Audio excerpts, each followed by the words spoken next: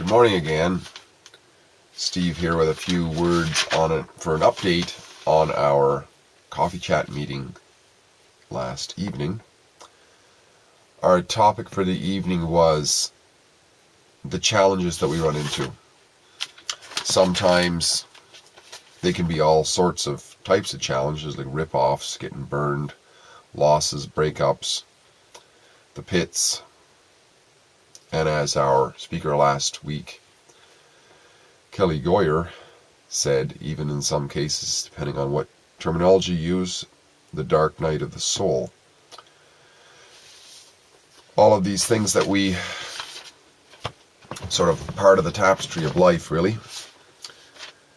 So once again, we went around the room and a lot of people gave input on this. I'll just go through some of them that I picked up on.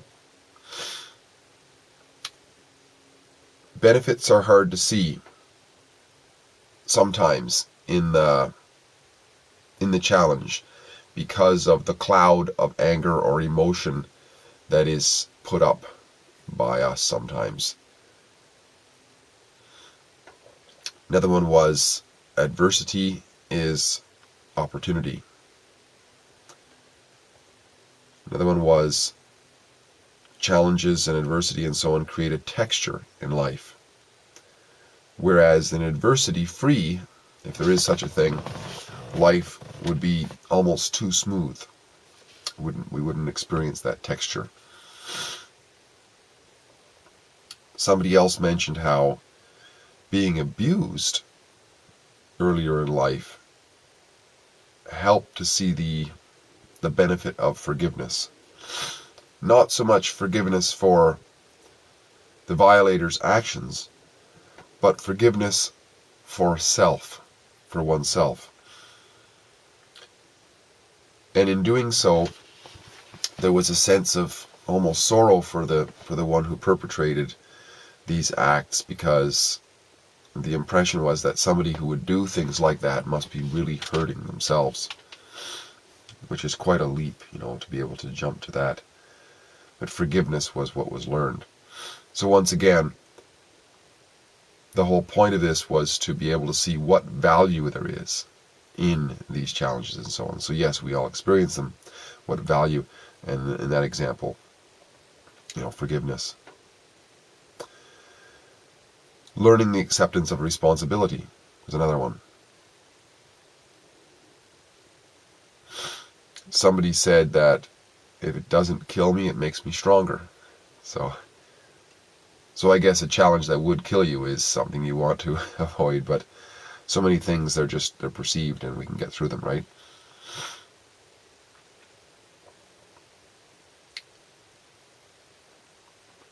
And also, this gentleman said that people who are challenged, often we use the term challenged now for people who are otherwise sometimes known as special needs, and he has known some of these people, and what he's learned from that is other people's challenges sometimes help him to see that his challenges are not very big. So that's something really interesting.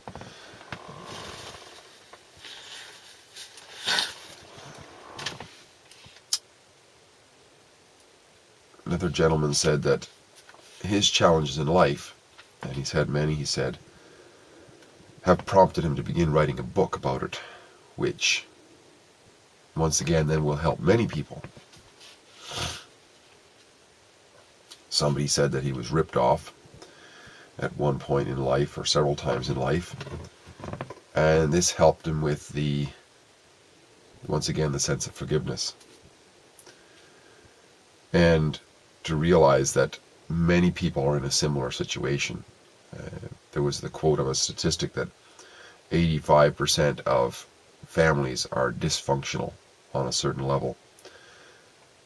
And somebody made the comment that perhaps the other 15% are just lying about it, because I'm sure that we all have a level of so-called dysfunction at some point, right? Which we can learn from, because that's the point of this. Somebody mentioned that attitude is so important. I couldn't agree with that more. Because with attitude, we can choose something better for us. And with a wrong attitude, as wrong as that's concerned anyways, life becomes a struggle. That's interesting. Somebody else said, challenges have propelled change in their lives.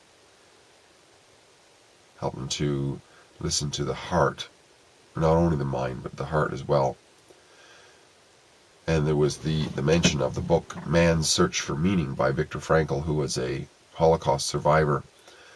And though those are almost unfathomable challenges and struggles that if we can imagine for a moment somebody going through a Holocaust concentration camp, yet even so Victor was able to see some value and write about it. So that's an extreme example, but it just shows that there's value in everything. Somebody mentioned that sometimes when we're in a state of some sort of misery, that it almost becomes comfortable. And it doesn't really matter whether we go here or go there, because we take ourselves with us. So it's not like this environment, this worldly environment, changes me because I took myself there. And therefore the decision has to be made to be happy. If that's what one wants. It's like and that's what she learned from the challenges, is that at a certain point one has to make a decision. That's a big thing to learn for sure, eh? Somebody else said that heaven isn't an altitude away, it's an attitude away. And therefore, I guess you could say that heaven, the state of heaven, is within, whatever that means for each and every one of us. Somebody else said, challenges are what they are, basically. That's what they are. Challenges are what they are. And at the same time, he can choose to be happy and live in the moment. And this guy says he starts his day with a gratitude list of just what he has to be thankful for. Somebody else mentioned that, I think this is really interesting too, if we don't know suffering, we won't know joy. If life is a contrast, I guess. It's the same as if we didn't have the concept of down, how could we have the concept of up? So it's part of the tapestry, once again. Somebody said the texture of life. And as a result of this suffering and joy, there is always something good in everything. Even when it appears to be all suffering, there's some good in it. Somebody else says that with age, with aging of herself, she's traded in her goals for the knowledge of self and perception. So that's something. So that would be something that we could say, you know, a lot of people, maybe they don't want to age. They tried all kinds of things for anti-aging, right? And so they maybe see that as a challenge and a struggle and so on. But, and this lady's point probably was that now she wants to know about herself, which is, how important is that, you know?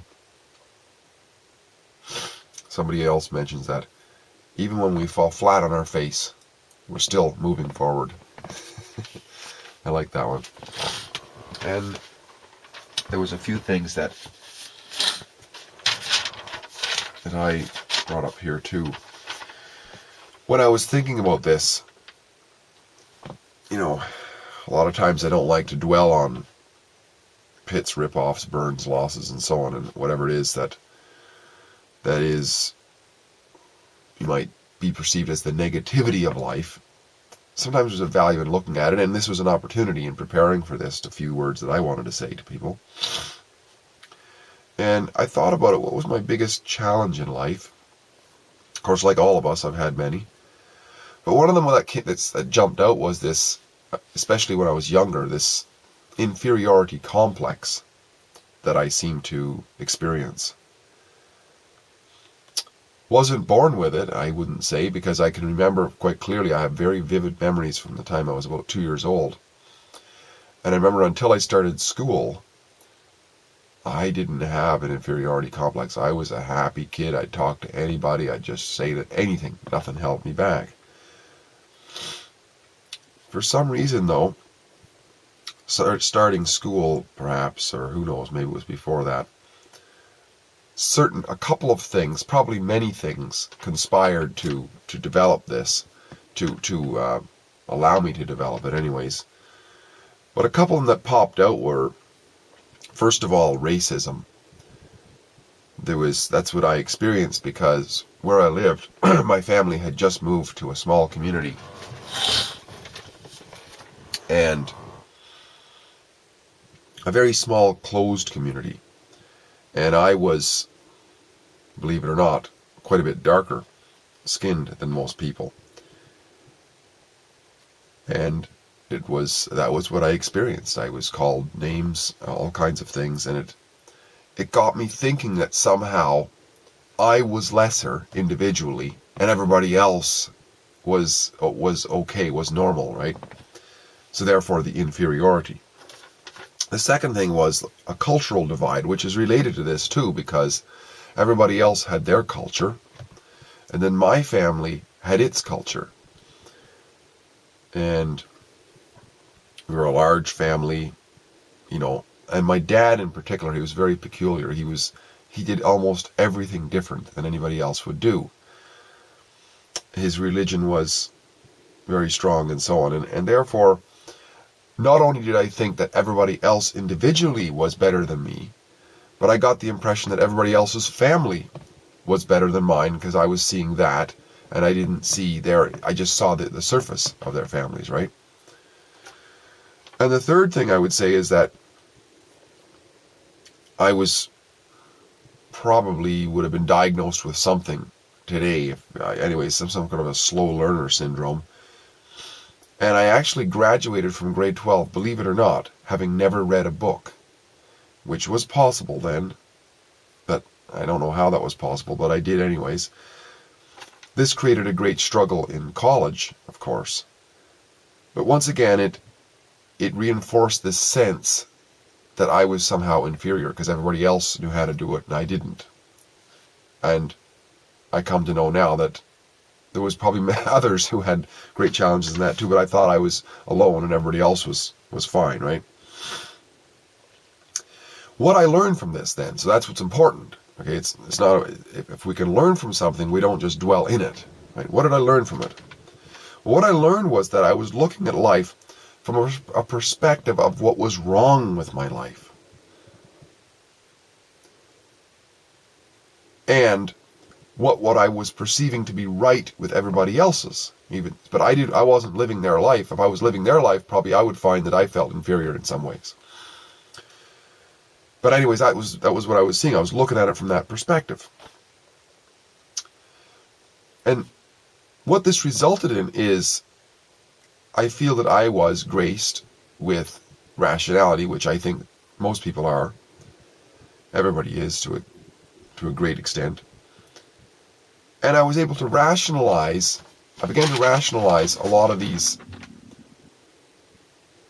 prompters, you might say, for this inferiority complex. And things didn't add up. When I started rationalizing things, they didn't add up. These premises that were pushing me towards this inferiority I found them to be false. For example, when I left home after high school, I realized that moving out of that small community, there were many races. I lived in a city and there was all kinds of people from all over the world. And all of a sudden I realized that rationally that everybody is different. And therefore, so am I, and so what? That's great. I mean, so that put that one aside. And every time I looked at these little premises and was able to dispel them, then this notion of inferiority complex began to melt. The other one was my family being different as I saw it. When I moved away from home and began to miss them in a way, I began to realize that I had the choice of perspective. And while I could have the choice of looking at my family as negatively weird, I could also see them as positively unique. So that, and I noticed that it made me feel better, so I chose to do that. It was a choice, really. And in terms of the illiteracy, having never read a book and feeling illiterate, referring to myself as illiterate essentially, and saying that I can't read, I realized that I could also say that I can read, because the truth was that I could. Perhaps not as fast as some people, but I could. So by saying that I can seemed to help it, and it got me through college because I was able to focus on what I could do, and it got me through and I did okay. And it also helped me to see that there were other things. As the result of not doing a lot of reading, I did other things. For example, I recognized that I used to think a lot and consider a lot of things, and I come up with a lot of ideas, and that has resulted in me becoming a writer, because a writer has to conceive of ideas and put them on paper. So sometimes I like to think that I write more often than I read now. And certainly that has helped me to dispel this idea of inferiority, because I realize that I can read, and it has actually helped me in my writing ability, believe it or not. So I would say finally that I've learned from my previous struggles the sense of inferiority, the sense of having that inferiority complex, was a chance to develop my rational side, to dispel these nonsensical premises from that I previously had. And in dispelling them, away went most of the inferiority complex. The advantage was that I got to exercise this rationality, and I have developed it to an extent which it benefits me in so many other areas of my life, which I may not have had I not had that chance to use it, to have a good look at the nonsense of this inferiority. Thank you for listening. I hope that you find benefit in all of your challenges, because remember, in a dimensional world, there's at least two sides to everything. Consider that, and I'll talk to you again in a few weeks. Bye-bye for now.